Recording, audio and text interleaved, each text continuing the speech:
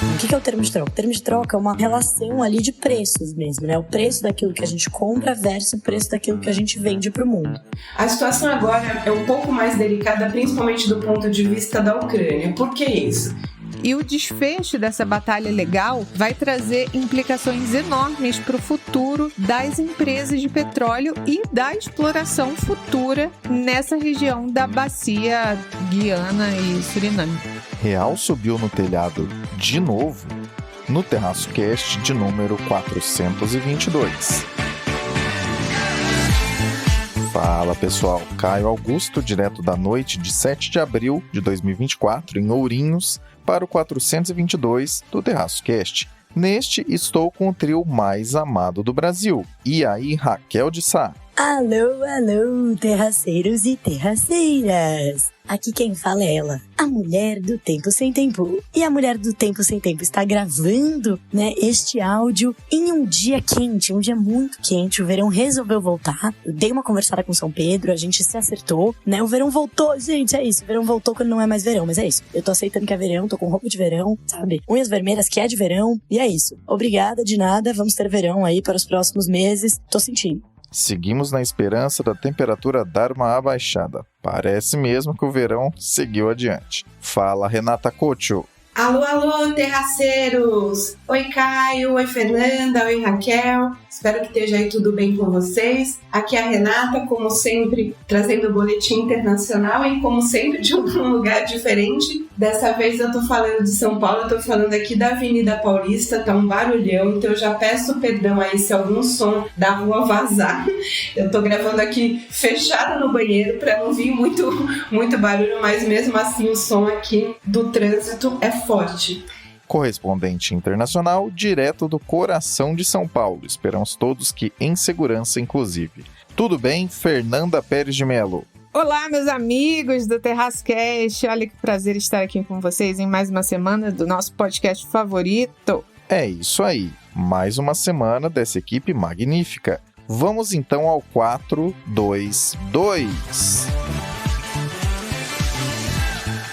Raquel, real superou os R$5 recentemente e as pressões demandaram até mesmo intervenção do Banco Central no câmbio, a primeira desde 2022. Como devemos interpretar essas pressões? E quais são elas? É isso, Caio Augusto, mas antes de falarmos do tema do dia, né, do real no telhado e tudo mais, eu tenho que pedir desculpas, duplas desculpas. A primeira desculpa é pelo áudio, né, da semana passada. Ele não ficou bom e não foi culpa do Farofinha, nosso editor, muito menos de Caio, nosso âncora maravilhoso, não é mesmo? Foi culpa minha, porque eu gravei o áudio, eu estava com preguiça de ligar o meu computador, que já estava desligado, e eu gravei observando os dados que eu queria no WhatsApp. E aí, como eu fiz usando os dados do WhatsApp, eu não consegui usar o programa que a gente usa normalmente pra gravar. E aí, eu que caguei tudo, foi tudo culpa minha, enfim, pedindo desculpas aqui. Espero que vocês me perdoem e que tenha dado pra ouvir, porque eu lembro que eu falei bastante naquele da semana passada. E a minha segunda desculpa é porque, de novo, né, eu percebi que faz uns 2 episódios que eu esqueço de dar oi para as minhas companheiras de podcast. Hey, Fê, um oi aqui pra vocês, tá?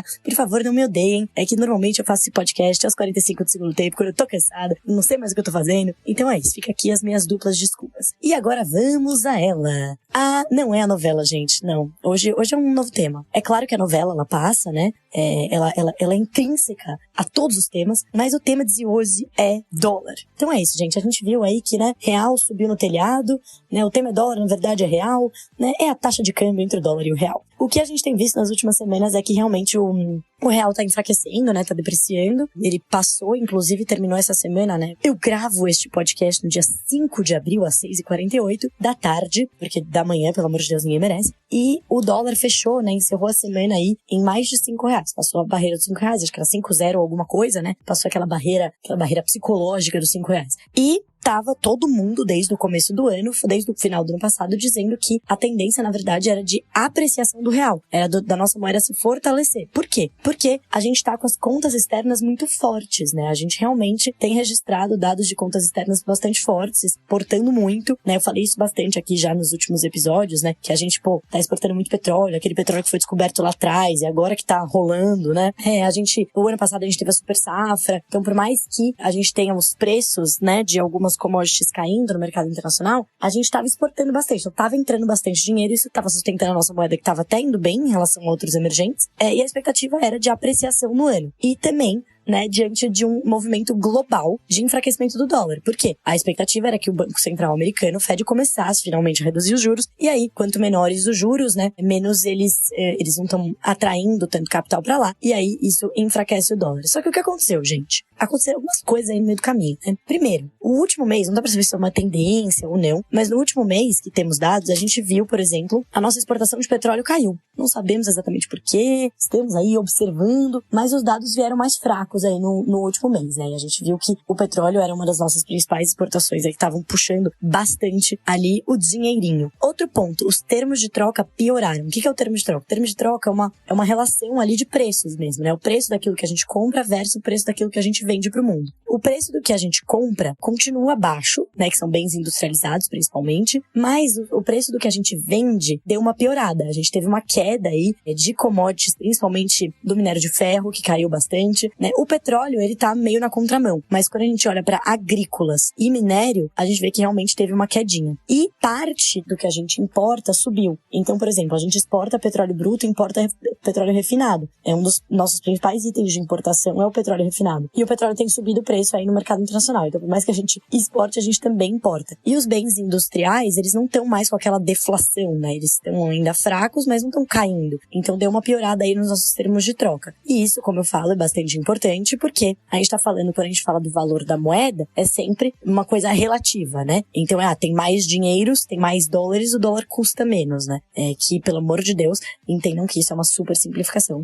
Não tem custo do dólar, etc. Mas é uma questão de oferta e demanda, né? Tem menos dólares e fica mais caro, tem mais dólares e fica mais barato. E aí o que acontece é que no mercado isso tudo é precificado, é antecipado, então não precisa efetivamente ocorrer, né? Então, assim, caiu o preço do minério, isso já impacta diretamente aí, tipo, a gente já vê no dia, por exemplo, mexer o real. Por quê? Porque o Brasil é um grande exportador de minério e tudo mais. Então, assim, os investidores ficam sempre tentando antecipar e precificar. Então, teve esses dois movimentos, né? Teve esse primeiro movimento de commodities caindo o preço e tal, e piorando nossos termos de troca. A parte do petróleo que deu uma caída aí em parte da nossa exportação, mas não tem problema. Não sabemos se é um problema, porque vamos aguardar ainda, né? E a segunda coisa que aconteceu, que mudou, foi nos Estados Unidos, né? Todo mundo, tinha uma galera esperando aí que o Fed já começasse a reduzir os juros em março e tal. A gente aqui não esperava, né? Eu não esperava, mas, como eu falei, os investidores, eles antecipam, eles precificam. Então, parte disso estava precificado no mercado, que a galera e os investidores estavam esperando uma queda, e essa queda não veio ainda, né? Então, o dólar se fortaleceu no mundo. Teve um movimento aí, de fato, de fortalecimento do dólar. E a gente tá no mundo, né? Então, a gente também foi nesse barquinho, né? E um outro ponto importante, além desses dois, é o ponto aí, como eu falei, que a novela intrínseca, ela sempre aparece, é a novela Brasil e Fiscal, né? Então, na virada do ano, a gente virou o ano ali com uma perspectiva até de curto prazo, até relativamente positiva de fiscal, que o governo tava ali surpreendendo com as medidas, né? Ele conseguiu aprovar várias medidas e tudo mais, daquelas medidas para aumentar a arrecadação, mas esse ano já tá ficando claro, como eu falei no episódio passado, que a meta de 0 vai ser bem desafiadora e que o problema começa a ficar ainda maior no ano que vem, porque as despesas não estão caindo, pelo contrário, elas estão subindo, e o governo tem sofrido alguns reveses aí nos últimos meses no Congresso, tanto no Congresso, no sentido de ter algumas medidas revertidas, quanto de projeções, né, de achar que ia ganhar mais dinheiro com algumas coisas ali, algumas medidas, e ganhar um pouco menos. Então o fiscal também dá uma atrapalhada, e a própria ingerência, né, política em, por exemplo, empresas estatais, semi-estatais, né, então, por exemplo, a Vale, eles tentando ali, né, fazer, na verdade a Vale zero estatal, né, ela tá ali na bolsa, então, é mais a Petrobras, que é ainda boa parte ali do governo, mas mesmo na Vale, né, então o governo com ingerência até em empresas que são ali super do setor privado e tudo mais, isso aumenta a percepção de risco, né, a percepção de risco de uma maneira geral sobre o Brasil. Tipo, será que vai rolar uma estatização geral? E será que o governo vai se meter na gestão dessas empresas? Vai começar a usar dinheiro público? Vai fazer toda a mesma cartilha que a gente sabe que não dá certo? Isso aumenta a precificação,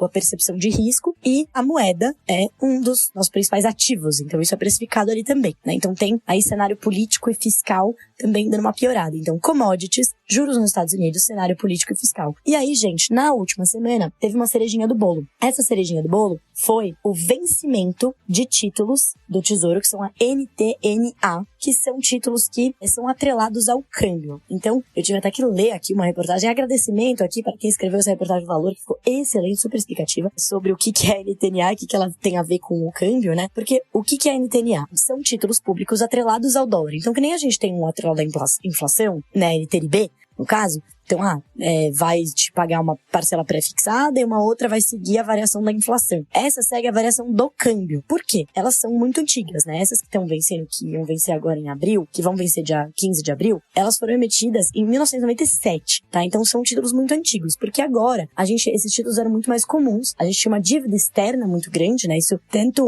dívida emitida afora quanto emitida em moeda estrangeira, parte para ter credibilidade, né? Porque assim, o real não tinha, né? A nossa moeda não tinha credibilidade, então você atrelava isso ao dólar, né, que nem na inflação. A inflação é um risco, a gente tem esse título que é atrelado à inflação, para o Tesouro conseguir se financiar, né, conseguir ter o investidores investindo nisso, né, para o Tesouro é muito mais caro, né, porém, é o jeito, é o que tem para hoje, né. E aí, na época, você tinha grande parte da nossa dívida era atrelada ao dólar, a nossa, né, fazia parte ali da nossa dívida externa. Essa relação mudou muito hoje é tipo 0,00, né, que são esses títulos, eles não são mais emitidos, né, eles fazem parte da dívida, mas não são mais emitidos, eles estão aí vencendo. E a gente tem uma reserva, a gente tem reservas internacionais enormes, né? Inclusive, que são mais do que o suficiente para cobrir o total da nossa dívida externa pública e privada, né? Em termos aí de vulnerabilidade externa e tudo mais. Então, esses títulos, eles eram emitidos para proteger, para os investidores fazerem um certo hedge aí contra a variação da nossa moeda em relação ao dólar. Só que daí entra uma parte bem complexa de mercado. O que acontecia, né? Como o Tesouro, ele emitia isso para conseguir conter essa percepção de risco elevada, que caso o câmbio depreciasse, você teria muita volatilidade no mercado e tudo mais. O investidor, no fim, ele ia fazer o quê? Ele ia ganhar menos. Se ele tivesse lá um título em real, a moeda desvalorizasse muito, beleza. Quando ele fosse receber, ele não ia receber nada, porque a moeda já foi pras cucuia. Então, se você tivesse, né, no caso, uma instituição que tivesse uma dívida no exterior e quisesse se proteger, por exemplo, eles podiam ir lá, olha, legal, vou comprar esse título atrelado ao dólar, porque daí, como eu tenho essa dívida no exterior, eu tenho um pagamento em dólar, isso era muito comum, porque a nossa moeda não tinha muita credibilidade, como eu falei. Então, eu vou me redear com esse título do Tesouro.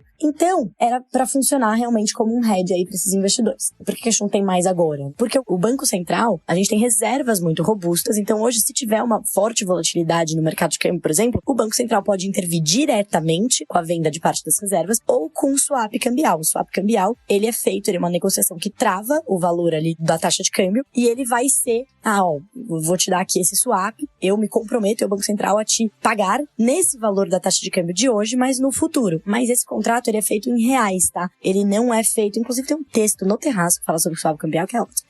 Fica a dica. O contrato, ele se dá em reais mesmo, então o Banco Central não tá mexendo na reserva. Mas é claro que isso ajuda a reduzir essa percepção de risco e volatilidade. Beleza, então vamos lá. Então é por isso que as NTNAs, elas existiam. Mas o que tem a ver com essa pressão sobre o real que a gente viu aí nas últimas semanas? Porque quando os investidores compravam esses títulos, eles estavam basicamente comprados em dólar, né? Ou seja, porque eles compraram um título atrelado ao dólar, né? Então, se o dólar valorizasse, eles iam ganhar mais dinheiro. Se o dólar desvalorizasse, eles iam perder dinheiro. Então, para eles conseguirem neutralizar essa posição comprada em dólar, eles abriam posições vendidas em dólar no mercado futuro, para sair no 0 a 0. Porque quando você tá fazendo um hedge, uma proteção, não é para você ganhar com aquilo, né? É para você, literalmente, estar ali neutro com essa proteção. Você pode, eventualmente, ganhar, é claro. Mas tinha ali muitos investidores que faziam essas posições vendidas para conseguir neutralizar. Só que quando esses títulos vencerem, esse título aí lá de 97, que vencer no dia 15 de abril, esses investidores não vão mais ficar neutros, porque a parte comprada vai deixar de existir, vai vencer, eles vão receber, legal, beleza, e aí vai só sobrar a posição vendida. Então, o que parte desses investidores vai ter que fazer é buscar neutralidade de novo, buscando dólar no mercado futuro para zerar as posições. Então, se ele tinha lá uma posição vendida, ele vai buscar dólar no mercado futuro para poder zerar essa posição. Beleza. E aí, o que vai acontecer? Vai aumentar muito a demanda por dólares. Então, vai ter uma pressão maior para compra. E aí, o Banco Central se viu como prudente trazer mais liquidez para o mercado e ele escolheu fazer isso via swap cambial, que é esse instrumento que eu falei, que ele é fechado em reais e tal, mas ele garante dólares no mercado futuro. Eu vou te dar dólares aqui, eu estou me comprometendo com essa taxa de câmbio, etc, etc. Mas ele fez uma intervenção no mercado justamente para evitar que tivesse essa volatilidade de curto prazo muito grande quando do vencimento desses títulos. Então é isso, gente. É um assunto super complexo. Eu tive que ler aqui, me estruturar pra tentar explicar. Mas foi isso. Então foram todos esses movimentos. Os primeiros que eu falei são menos conjunturais, né? O segundo, essa questão do swap, ela é bem específica, né? Do vencimento e tudo mais. Mas sim, isso ajudou a pressionar o câmbio, sim, né? Como a gente viu. Mas todos os outros fatores que eu falei também. E por mais que... E aí quando a gente olha pra todos os fatores, o que esperar pra frente, esse fator conjuntural das NTNAs, etc., vai deixar de existir, ok. Mas os outros fatores continuam aí no radar. Então, ou seja, enquanto a gente não tiver o começo da redução de juros dos Estados Unidos ou uma mensagem mais tranquila do Fed, enquanto a gente não tiver uma mudança no cenário político e fiscal pro melhor, etc., o real deve seguir pressionado. Mas dito isso, ele não deve subir muito mais do que isso, a não ser que, claro, todas as situações que eu falei, elas podem piorar, né? Tudo pode acontecer. Então é isso, né? É aqueles velhos 16 minutos e 47 segundos que eu falei. E pra no final dizer, o dólar pode subir, cair, ficar onde ele tá. E é isso, né?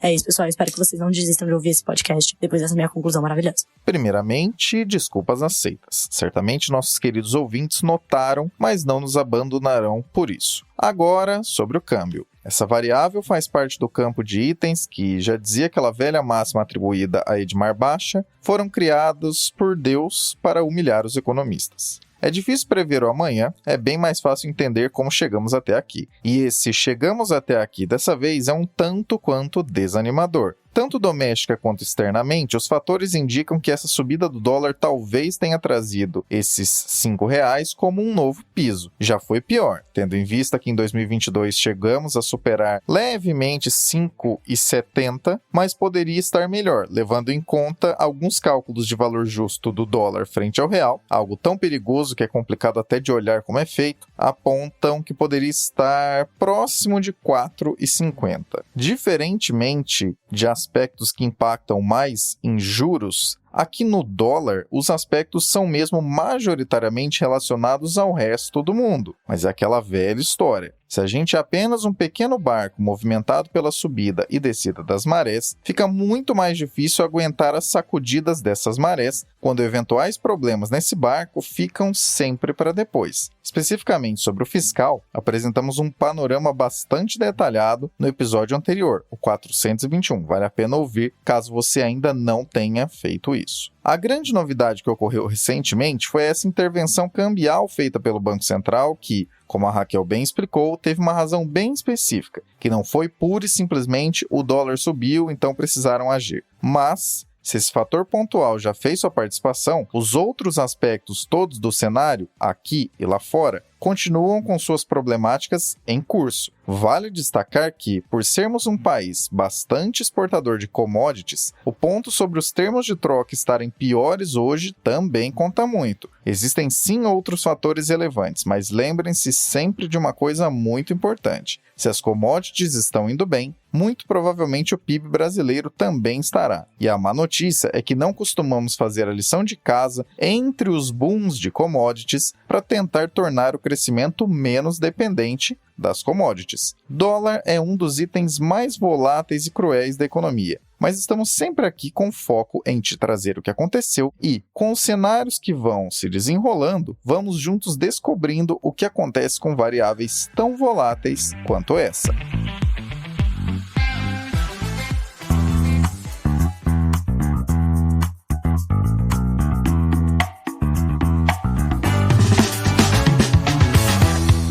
Na nossa Linktree todos os meios possíveis de acompanhar o Terraço Econômico, nossas redes sociais, parcerias ativas, e-books e até mesmo como você pode cadastrar seu e-mail para receber nossa newsletter semanal, a Reflexionários. Então, para resumir a ópera, não deixe de visitar nossa Linktree. Esse link está na descrição desse episódio.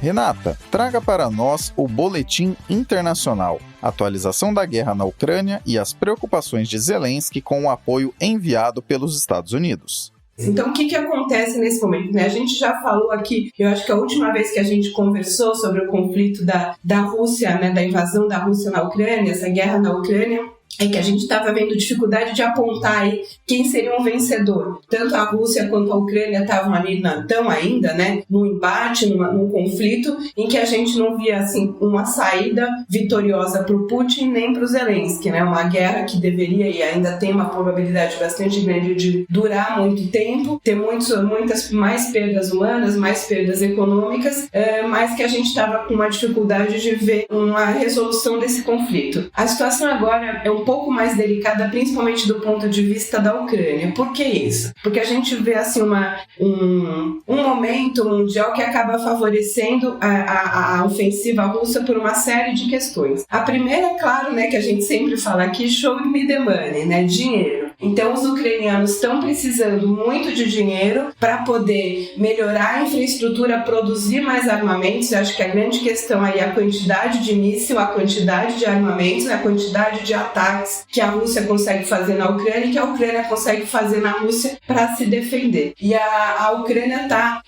com muita falta desses tipos de armamento, desses mísseis, e ela precisa de dinheiro para isso. Da onde vai vir, né, esses armamentos ou dinheiro? O principal fonte de recurso que os ucranianos estão esperando é uma ajuda econômica dos Estados Unidos. Essa ajuda ela precisa ser aprovada no Congresso americano, é esperado uma ajuda de 60 bilhões de dólares dos Estados Unidos para a Ucrânia, para essa produção de armamentos, mas isso depende da aprovação do Congresso, que hoje está na mão dos republicanos, né? O Partido Republicano tem a maioria no Congresso americano. O Mike Johnson, que é o Speaker of the House, né? Como seria ali o Arthur Lira, o presidente da Câmara dos Estados Unidos, que é do Partido Republicano, ele quer aprovar essa ajuda para a Ucrânia de 60 bilhões, um acordo aí dos bipartidário, que a gente costuma falar nos Estados Unidos, né, um acordo entre democratas e republicanos, mas o Mike Johnson, apesar dele ser republicano, ele está tendo mais dificuldade de convencer os colegas dele do próprio partido. Então, porque a gente, né, como vocês sabem, a gente tem eleição nos Estados Unidos no final do ano e é impopular dentro dos Estados Unidos e principalmente entre os eleitores do Partido Republicano mandar mais dinheiro para a Ucrânia. A crítica que a gente escuta bastante nos Estados Unidos é o que esses mais de 60 bilhões de dólares que vai ser tirado aí do bolso do contribuinte americano e que poderia estar sendo aplicado localmente, né, infraestrutura para o próprio país ou ajuda dos pobres do próprio país, está sendo enviado para a Ucrânia e eles não veem muito sentido, quer dizer, o que esses 60 bilhões vai ajudar, vai resolver o conflito que os outros bilhões, né, mais bilhões que já foram mandados para a Ucrânia ainda não conseguiram. Então o medo dos americanos é que você tenha aí um poço sem fundo de pedido de dinheiro para a Ucrânia eterno, sem resolução desse conflito, dinheiro que poderia estar sendo usado aí localmente pelos americanos. Então, hoje em dia, nos Estados Unidos, é impopular você aprovar mais dinheiro para a Ucrânia. De outra maneira, a maioria dos americanos também não quer que o Putin vença a guerra, né? A maioria dos americanos é a favor de um Estado ucraniano independente, né? Da existência do Estado ucraniano, não é favorável ao Putin, mas também não quer tirar a mão do bolso para pagar para isso, sem ter muito claro qual é a estratégia, na verdade, dos ucranianos, né? Então, como eu falei, o Mike Johnson, que é o presidente do Congresso nos Estados Unidos, está com essa dificuldade, está tentando aprovar aí o mais rápido possível, mas por enquanto ainda não saiu dinheiro. Outros países europeus que também já falaram que querem ajudar, né, fazem grandes discursos, por exemplo, a França, a Espanha, também não se comprometeram a enviar mais munição e mais dinheiro certo para a Ucrânia. A gente tem alguns países do leste europeu, por exemplo, a República Tcheca, a Letônia, já mais comprometidos, né, tentando aí criar uma liderança para enviar mais ajuda para a Ucrânia, mas também sem muito sucesso. E hoje a Ucrânia já tem, né, bem menos, cerca de 1/3 da munição dos russos. Então eles já estão assim perdendo de 1 para 3 e a tendência é a perder demais, porque a Rússia continua, né, ela teve sua infraestrutura menos atacada do que a Ucrânia, então a capacidade de produção de novos armamentos da Rússia é maior, já era maior e continua maior do que a Ucrânia, e a Rússia tem recebido também ajuda, né, dos países aliados deles, do Irã, da Coreia do Norte, mais ajuda do que a Ucrânia tem conseguido receber dos aliados da OTAN. Então isso acaba criando essa situação difícil, né, na guerra. A expectativa é que a Rússia aí faça mais algumas investidas, né, para tentar empurrar a linha de defesa da Ucrânia, principalmente agora que começa o verão no hemisfério norte. Hoje a Ucrânia defende ali uma linha de defesa de cerca de 2.000 quilômetros, né, que está impedindo o avanço das tropas russas, e a grande preocupação dos ucranianos ali, do Zelensky, é que a Rússia consiga forçar essa linha de defesa fortemente no verão e consiga atacar de maneira mais destrutiva as principais cidades da Ucrânia, principalmente a capital Kiev. E a gente sabe, né, nos Estados Unidos, toda a questão de eleição no final do ano, e a gente quer saber se vai dar tempo, né? Se, por exemplo, o Joe Biden conseguir ser reeleito, de repente os democratas consigam uma maioria no Congresso, o que também está difícil, né? Então são muitos Cs. Se vai dar tempo, se mesmo que esses Cs positivos, digamos assim, para a Ucrânia aconteçam, se vai dar tempo deles conseguirem esperar isso e atravessar esse verão aí, que tende a ser bastante conflituoso ali na região.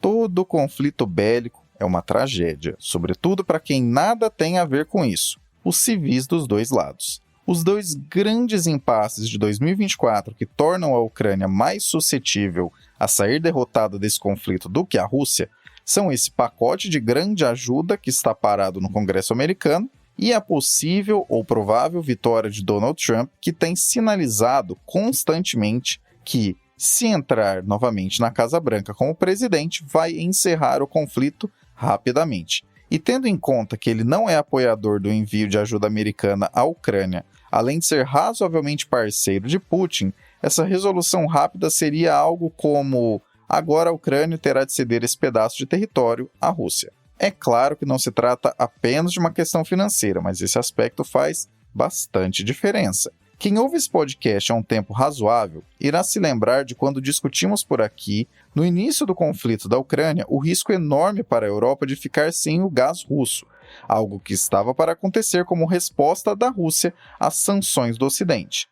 Esse risco colocava na mesa a questão da dependência da Europa de um parceiro de fornecimento tão instável quanto a Rússia, principalmente em países como a Alemanha, que chegou até a desligar usinas nucleares nas últimas décadas em prol da ideia de ampliar o recebimento do gás russo, algo que, vejam só que loucura, foi criticado por Donald Trump enquanto era presidente, e isso foi tratado com desdém justamente por representantes parlamentares da Alemanha no Parlamento Europeu. Agora, sob a ótica militar, temos novamente essa questão. Provavelmente a Europa está acordando agora para o fato de que, mesmo fazendo parte da OTAN, ao menos a maioria de seus países faz parte dessa organização militar, os Estados Unidos representam parte relevante o suficiente para, se assim desejarem, gritarem truco para a proteção que a OTAN significa. Por mais que, é claro, os Estados Unidos representem uma parceria muito menos instável para a Europa do que a Rússia de fato é. Em todo caso, dependência é dependência, seja ela financeira, militar, geopolítica ou de qualquer outra natureza. Dificilmente a Europa, que passa por uma ressaca de endividamento aumentado pelos desembolsos da pandemia e também por juros muito mais elevados do que se viu nos últimos 15 a 20 anos, dificilmente a Europa conseguirá equiparar o investimento militar que os Estados Unidos colocam na OTAN caso a ameaça de Trump se concretize. Mas, se tem um efeito quase fora do radar que essa guerra na Ucrânia coloca na mesa, é justamente como o velho continente irá lidar com as próximas questões militares, caso de um lado sofra com tanques da Rússia e de outro com exigências americanas que talvez não sejam capazes de cumprir com. A cada novo episódio, e é essa a vantagem de ir ouvindo em sequência, a frase "o xadrez geopolítico ficará estremecido além da média em 2024" faz mais sentido.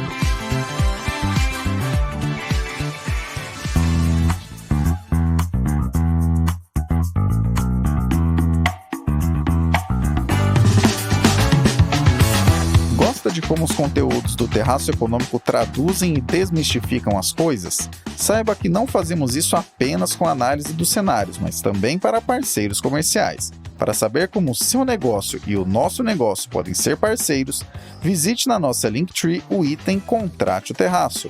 Quem sabe seu produto ou serviço pode não apenas ganhar uma descrição mais adequada, como também acessar as centenas de milhares de pessoas que nos acompanham todos os anos. Já pensou? Fernanda, uma briga de 60 bilhões de dólares entre Exxon e Chevron chama a atenção para o futuro do petróleo no mundo. Conta pra gente sobre isso.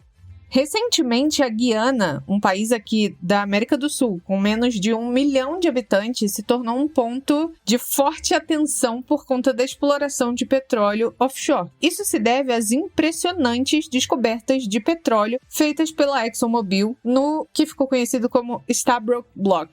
A primeira descoberta foi lá em 2015 e já despertou interesse de grandes empresas petrolíferas na região da Bacia da Guiana e Suriname. Nesse cenário agitado, o prêmio da Stabroek Block sinaliza já uma oportunidade muito grande. É uma série de campos petrolíferos ao largo de toda a costa da Guiana, com um potencial estimado de cerca de 11 bilhões de barris de petróleo, avaliados em quase $1 trilhão. Essa área se tornou, com certeza, o centro de muita atenção e de uma batalha legal que está sacudindo tanto o país quanto o mundo petrolífero. A ExxonMobil se consolidou como uma das principais players em Stabroek, sendo parte do consórcio que encontrou o petróleo lá em 2015. Agora, a Chevron está tentando entrar nesse jogo depois de anunciar um acordo para comprar a Hess Corp, em uma transação avaliada em 60 bilhões de dólares, incluindo as dívidas, em outubro de 2023. Essa disputa pela participação nesse bloco da Guiana não está acontecendo só nos campos de petróleo. Ela está sendo resolvida nos tribunais também, onde o significado de certas palavras em um documento secreto está sendo minuciosamente analisado. E o desfecho dessa batalha legal vai trazer implicações enormes para o futuro das empresas de petróleo e da exploração futura nessa região da Bacia Guiana e Suriname. Então, vamos recapitular. A Exxon fez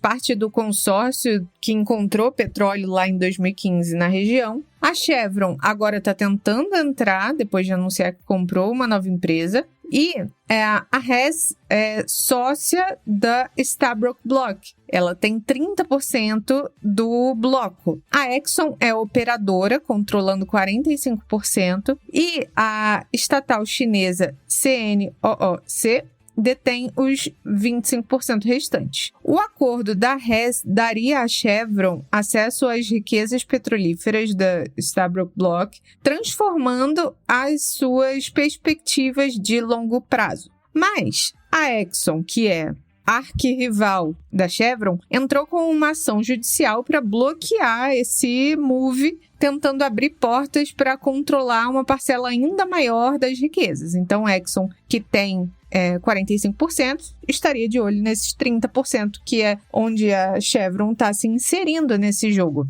Os investidores petrolíferos das antigas, digamos assim, poderiam ser perdoados por terem um caso de déjà vu. Na década de 80, um dos precursores da Chevron, a Texaco, faliu depois de perder uma batalha judicial histórica no valor de 10 bilhões de dólares envolvendo a aquisição de outra empresa.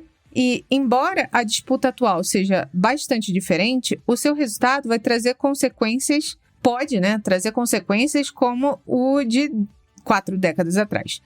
Logo depois do anúncio da transação da Chevron com a Hess, a Exxon parecia bem tranquila com isso. Falou que trabalhamos com a Chevron no mundo todo, não teria problema, a participação faz parte do mercado. Mas 2 semanas depois, a Exxon telefonou para a diretoria da Hess Chevron para dizer que havia um problema. A Exxon argumentou que tinha direito de preferência na participação da Hess na Guiana. Enfim, a disputa permaneceu secreta durante 4 meses, enquanto as partes tentavam chegar num acordo internamente, na base do diálogo. Isso tornou público em 28 de março, agora de 2024, quando a Chevron apresentou um documento conhecido como S4 à CVM dos Estados Unidos, detalhando o acordo e as preocupações da Exxon. Dias depois, o presidente da Exxon informou ao CEO da Hess, o John Hess,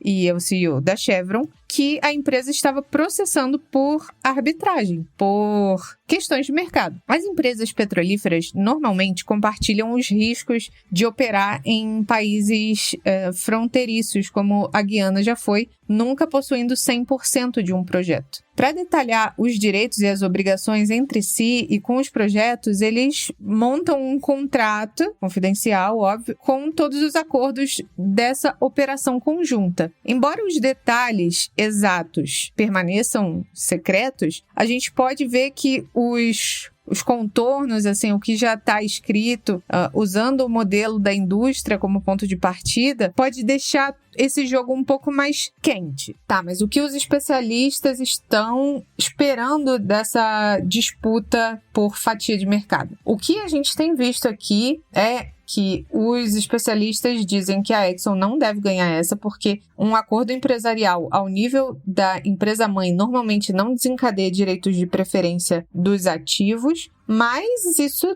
ainda está em bastante discussão. Uma coisa é certa, é uma luta bem desagradável que deve refazer qualquer um dos participantes. Se a Chevron ganhar essa, vai garantir a sua expansão da produção além dos Estados Unidos e da Austrália e do Cazaquistão, onde eles têm bastante relevância. Se a Exxon prevalecer e encontrar uma forma de aumentar a sua participação na Guiana, isso vai consolidar o seu domínio sobre o que muitos na indústria consideram a descoberta mais significativa de petróleo dos últimos 25 anos. Para o futuro das petrolíferas, tem muita coisa em jogo, principalmente com o mundo todo falando da transição, para energia limpa. Isso é bem importante da gente acompanhar. Uma das mensagens mais diretas dessa briga entre a Exxon e a Chevron, trazida pela Fernanda, é muito direta. Ao contrário do que se imagina em alguns fóruns sobre economia verde e transformação ecológica,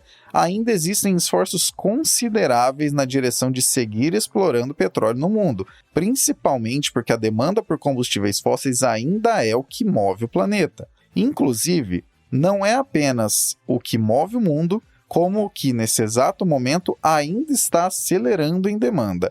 De acordo com o relatório mensal para março de 2024 da Agência Internacional de Energia, cujo nome em inglês é International Energy Agency e a sigla é, em português, IEA. De acordo com esse relatório para março de 2024, os 2 maiores choques nos últimos anos no setor de petróleo foram a queda de produção em 2020 pela expectativa de uma queda sensível na demanda em virtude da pandemia e o choque de oferta negativo que veio com o conflito na Ucrânia, que te atualizamos mais sobre esse conflito na Ucrânia agora há pouco, no assunto anterior. Em barris de petróleo demandados por dia, o ápice pré-pandemia era de 100,3 milhões. Em 2023, essa demanda alcançou 101,7 milhões. E para este ano, esse relatório estima que essa demanda aumentará em 1,3 milhões de barris de petróleo por dia consumidos, o que representa certa desaceleração de dados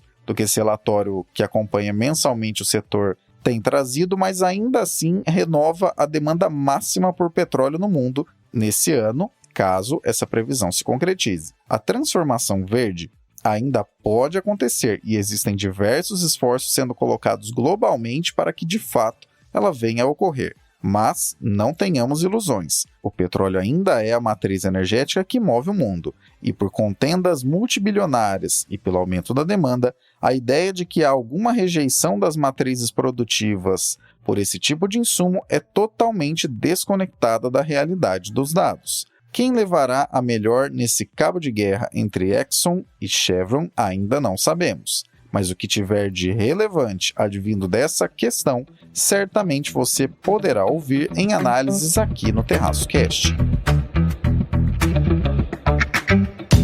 Esse episódio é dedicado à memória de Ziraldo, cartunista icônico de nosso país, que faleceu aos 91 anos e, em sua trajetória ampla e diversa, contribuiu para o gosto por leitura de gerações de brasileiros e brasileiras. Esteja em paz, vovô do Menino Maluquinho. Você que sempre nos acompanha, que tal trazer mais gente para ouvir e também acompanhar o Terraço Cast? Não deixe de enviar esse episódio para alguém que também queira ficar por dentro das discussões relevantes a nível doméstico e internacional. Nos despedindo agora do trio que trouxe suas análises descomplicadas e simplificadas ao 422 do Terraço Cast. Obrigado, Raquel. É isso, pessoal. Agora sextou, por favor, que eu estou cansada. E nos ouvimos na semana que vem. Obrigado, Renata. Um beijo a todos aí e até semana que vem. E obrigado, Fernanda. Muito obrigada, Caio, a todos vocês que ouviram o podcast até o final. É um grande prazer estar com todos vocês todas essas semanas. E você sabe que pode me encontrar lá no TikTok, @sigafefa. Valeu! Abraços pelas ondas sonoras. Continuamos a prosa no próximo episódio.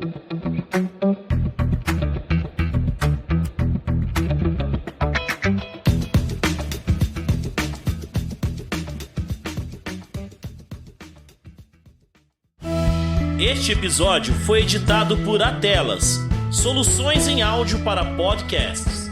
Encontre a Atelas nas redes sociais. É só buscar por @AtelasEdição.